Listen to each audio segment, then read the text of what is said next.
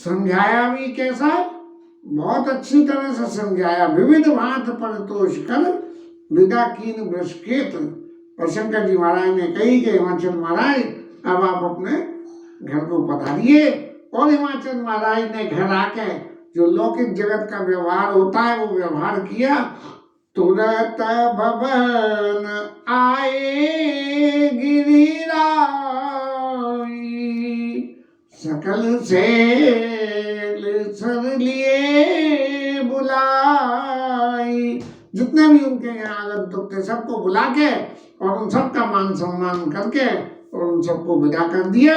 और शंकर जी महाराज जब कैलाश पर्वत पर आए तब जो है सौरे देवता निज निज लोक से आए शंकर जी महाराज को विराजमान करके और सब अपने अपने लोगों को चल दिए। बोले अब तो बेफिक्री से जाके सो, अब तो जो है शंकर जी ने ब्याह कर लिया तो उनके संतति भी होगी और संतति भी होगी तो फिर हमारे सबके संकटों का निराकरण भी हो जाएगा। ऐसा कह के चले संग हिमवंत तो आदर जवई शंभु कैलाश आए सुरसुर निधि सदन सिधाए। अब शंकर जी महाराज के लिए के चैत्र को ये तो सब रही इधर उधर की बातें, माने जो शंकर जी महाराज की लीला चैत्र के संग में अटैच बातें थी वो हुई। अब मेन शंकर जी महाराज का पार्वती मैया के संग का प्रसंग है और उस प्रसंग में भगवान राम के अवतार की कथा का मेन प्रकरण अब यहाँ से शुरू होता है। रामायण में करीबन 100 दोहे इस प्रस्तावना को बनाने में कि रामलीला की रामचंद्र जी के चरित्र के लिए क्या क्या बानक बने, इन बातों को समझाने के लिए गोस्वामी जी ने 100 दोहे में बालकांड में इन चरित्रों को प्रकाशित किया। और अब महाराज शंकर जी के बारे में लिखते हैं कि जगत मातु पितु शंभु भवानी और ते सिंगार ना कहाओ बखानी। शंकर जी जगत के पार्वती मैया जगत के माता और पिता हैं, इसलिए उनके श्रृंगार का वर्णन नहीं करूँगा। ये एक मर्यादा की बात है। हर कोई ये जानता है कि विवाह उपरांत क्या संबंध होने चाहिए, कैसे होने चाहिए, लेकिन गोस्वामी जी ने आगे एक बात लिखी है, करई विविध विधि भोग विलासा। अब ये भोग विलास में शंकर जी महाराज का भोग क्या है? शंकर जी महाराज का भोग तो ये है कि भगवान राम का नाम जपना उनका एक ही काम है। भाई किसी आदमी को लड्डू अच्छा लगता हो, कोई भी बढ़िया प्रसंग आवे तो बोले लड्डू लाओ जाओ। ऐसे ही जो है किसी को गान टान अच्छा लगता हो, किसी को और कुछ अच्छा लगता हो, तो जो बढ़िया प्रसंग आवे उन प्रसंग आने में सबसे पहले उन्हीं काम को करें। और शंकर जी महाराज की क्या है कि शंकर जी महाराज को तो हर वक्त भगवान राम के नाम का जपना।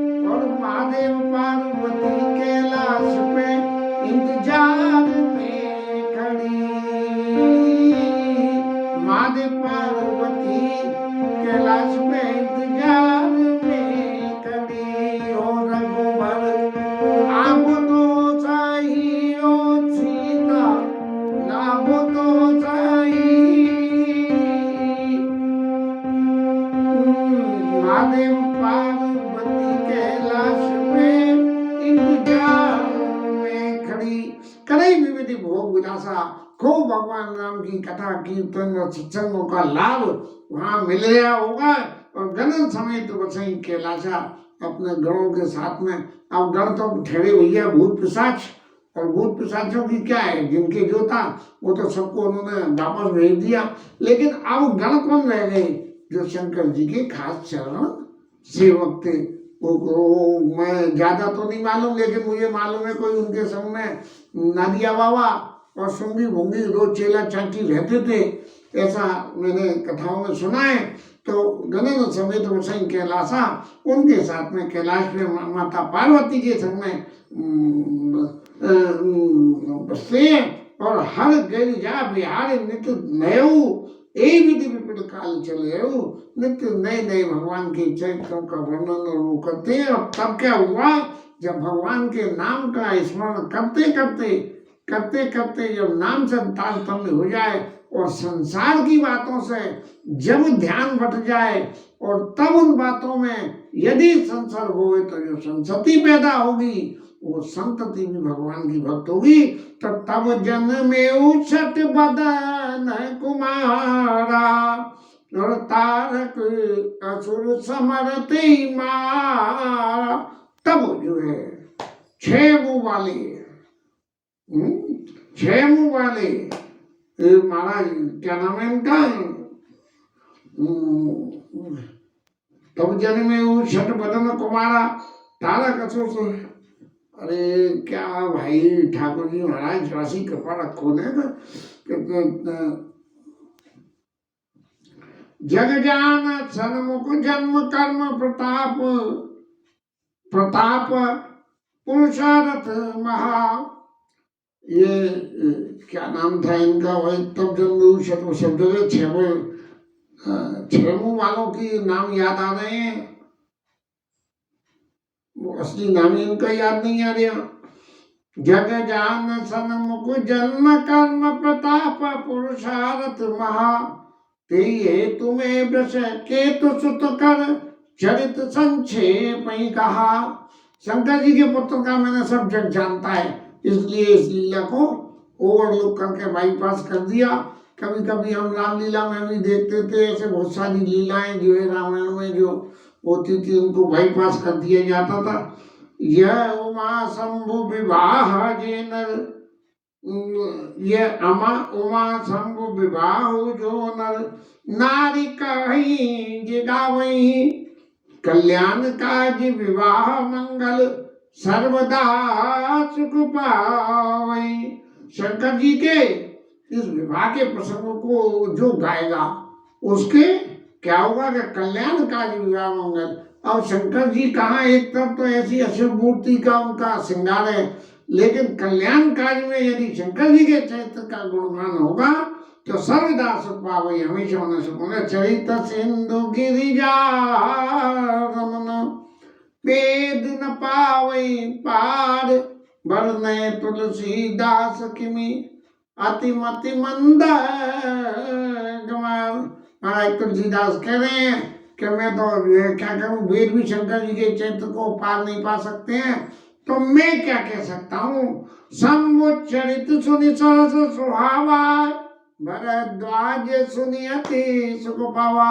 अब सीनरियो बदल रहा है और ये कथा जो शंकर जी पार्वती के बीच में चल रही थी, ये कथा तो अपनी जगह चल रही थी, लेकिन इस चरित्र को सुन के जो और जगह कथा हो रही थी, जहाँ याज्ञवल्क्य ऋषि भरद्वाज ऋषि को कथा सुना रहे हैं।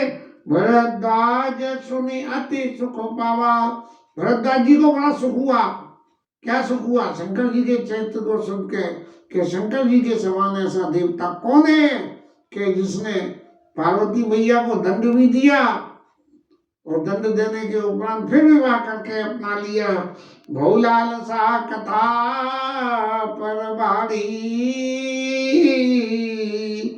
नैन नीर रोमा बलि ठाड़ी। अब तो कथा पर उनकी रुचि बढ़ गई कि देखो कैसे कैसे आनंद होते हैं कथा में, कैसे कैसे चमत्कार होते हैं। जैसे छोटे छोटे बच्चों को बहुत सी कहानियां सुनाओ तो पहले एक कहानियां सुनाओ और फिर बच्चा कहता है दोबारा एक और, बाबा एक और, पापा एक और, ऐसी बातें जो है बच्चे कहते हैं। तो ऐसे ही भरद्वाज ऋषि को भगवान के चरणों के प्रति इतना प्रेम हो गया कि वो कहने लगे बहुलाल सा कथा परवाड़ी। और कहने लगे क्या कहना, प्रेम विवश मुख आब न बानी। इतने विफल हो गए कि मुंह से बोली न निकले उनके। और दशा देखी हर्षे मुनि ज्ञानी। और उनके इनकी दशा को देख के याज्ञवल्क्य ऋषि बड़े खुश हुए और उन्होंने कहा कि हे भरद्वाज जी, आप पक्के राम भक्त हो, इस बात का सबूत क्या है? बिनो छल बीष नाथ पद ने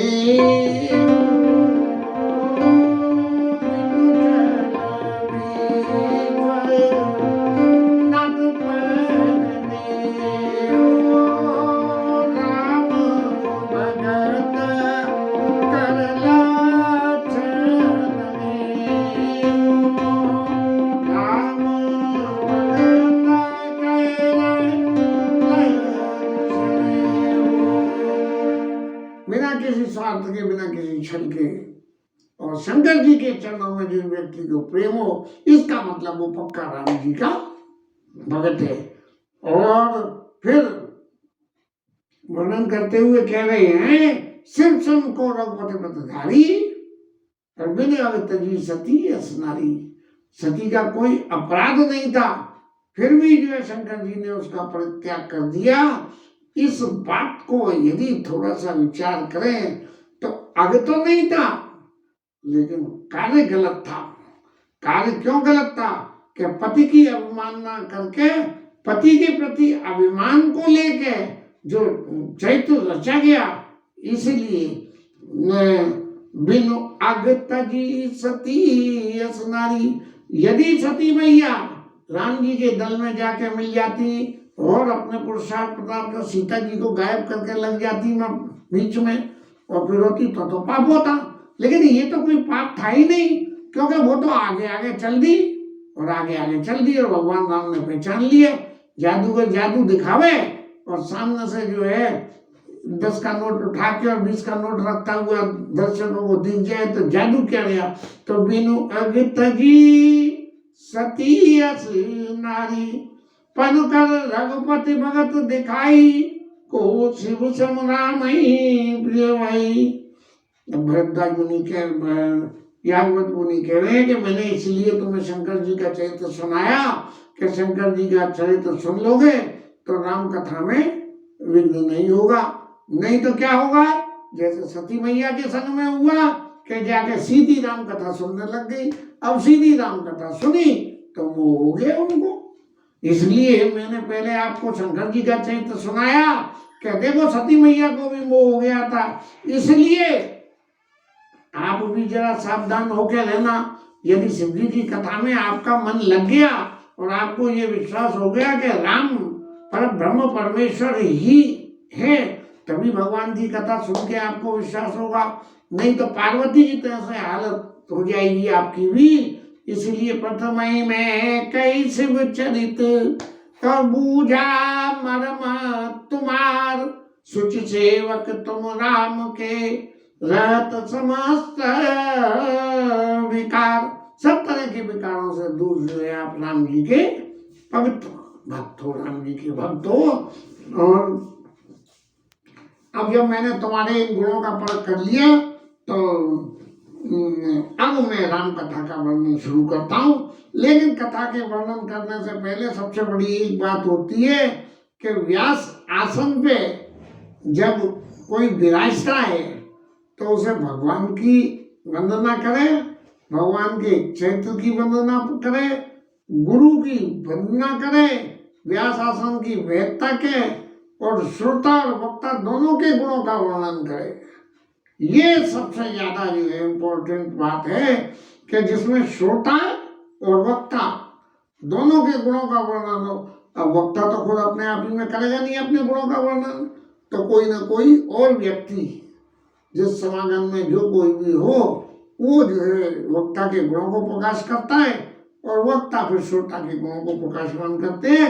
ऐसे ही करके याज्ञवल्क्य जी महाराज ने श्रोता भरद्वाज ऋषि के गुणों को प्रकाश करते हुए कह रहे हैं, सुने मोने आज समागम तो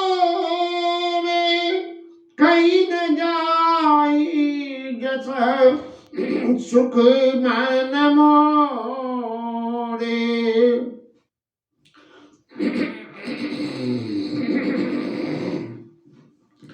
आज आपके संग में इस कथा के प्रसंग को लेकर जो मेरे मन में सुख हो रहा है मैं उसका आपसे वर्णन नहीं करता हूँ। और महाराज एक चीज और आप सुन लो कि भगवान राम की जो चैत्य रामचरित अति अमित मुनि सा, अत्यंत अमित, इनका कोई पार ही नहीं है, कही न सकई शतकोटि अहिसा। 100 करोड़ शेषनाग महाराज भी जो है भगवान के गुणों का वर्णन नहीं कर सकते हैं। इतने ज्यादा गुण जो है भगवान में है।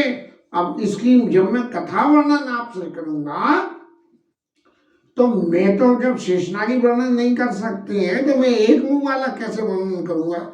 इसलिए ऐसा संभव है कि बहुत सारे भगवान के चरित्रों की लीला बीच में रह जाए। लेकिन जो मेरे मन में सुख है आपके संग से कि राम कथा कहने का अवसर मिल गया है, ऐसा ही मैं स्वयं में भी कि भगवान की कितनी अहेतुक कृपा है कि इस कोरोना काल में जो रामायण का प्रसंग इतने दिनों से छूटे हुए थे, पुनः फिर एक बार भगवान राम के चरणों के प्रति समर्पण से इस कथा को कह रहे हैं। और नित नई प्रीति राम पद होई, ऐसे नए नए विचार रोज रोज ये भगवान राम के चरित्र उनके गुणों के बारे में आते हैं। और गोस्वामी जी ने कैसे कैसे एक एक गुण को एक्सपोज कराए, इसके बारे में जब हम श्रोता बन के इस कथा को, वक्ता बन के तो कहते हैं और श्रोता बन के सुनते हैं, तब जो मन में सुख होता है वही सुख की बात जो है वो कह रहे हैं। से सुनी मुनि आज समागम तोरे, और कहीं न जाई जैसा सुख मन मोरे। रामचरित मुनिषा कहीं न सकई सतकोट तदापि जता श्रुति कहूं बखानी, तदापि जता श्रुति कहूं बखानी, तदापि जता श्रुति कहूं बखानी। सुमिरी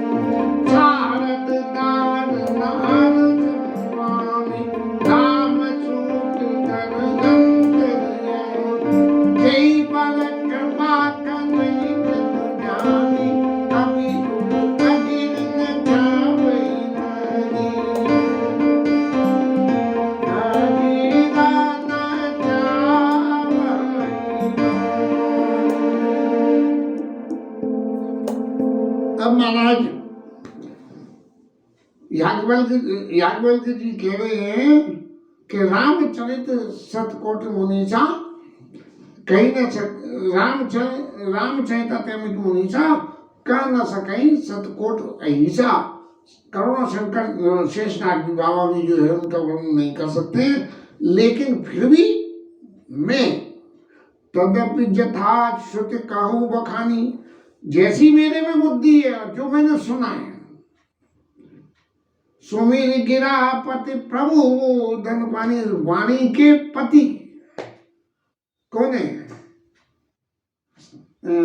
वाणी की देवी रही शारदा सरस्वती, और सरस्वती के पति सुमिर गिरा पति प्रभु धन पानी भगवान राम का स्मरण करके मैं जो कहता हूँ कि सारद दार नार स्वामी राम सूत्र अंतर्यामी, कि भगवान राम जो है इस जिव्या को नचाने के लिए सूत्रधार के समान हुए।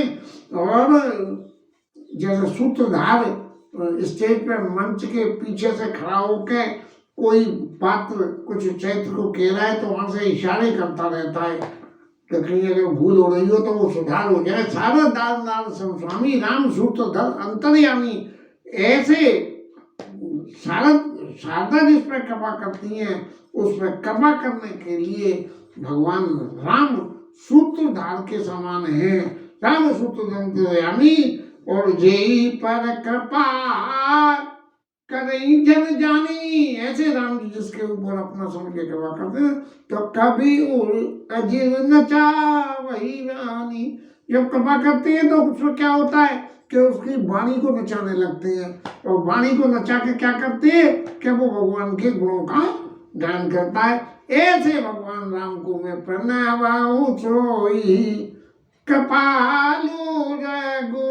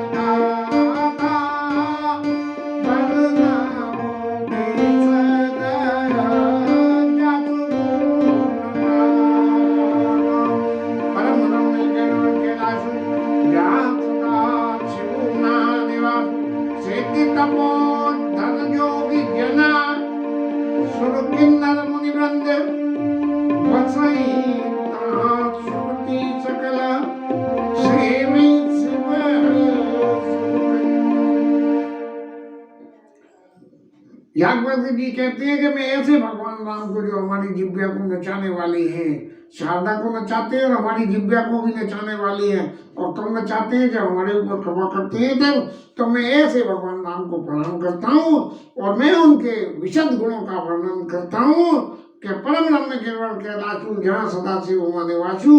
कैलाश पर्वत पे हमेशा शंकर जी, जो शंकर जी हमेशा रहते हैं, पार्वती मैया हमेशा रहती है। जहाँ सदाशिव उमा निवासु सतत वहाँ रहते हैं और वहाँ पे सिद्ध लोग, तपोधन लोग, जोगी लोग और देवता और किन्नर और मुनिवृंद, ये जो है 1 2 3 4 5 6 ये 6 तरह के लोग वहाँ सब रहते हैं। और वसई तहाँ सुकृति सकल, और साथ में कौन हो गए जो सुकृति है, जिनने जन्म में पुण्य करे से वही शिव सुख कंद, और वो जो है सुख के स्वरूप भगवान शंकर की सेवा करते हैं। ऐसा है। तो इससे आगे की कथा के लिए फिर कल चलेंगे। आज जो है यहाँ विश्राम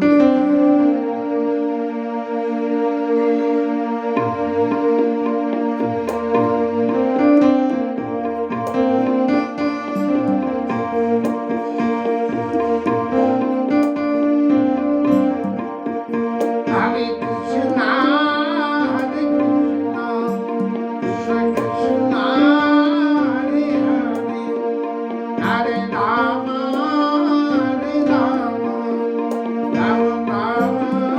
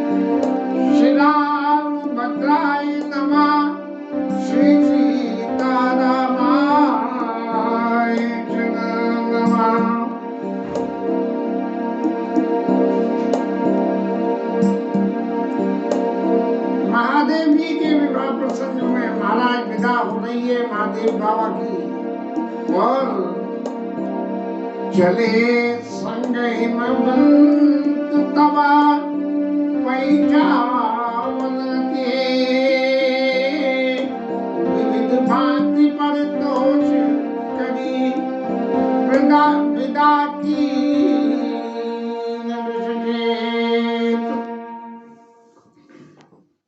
हिमाचल महाराज उनको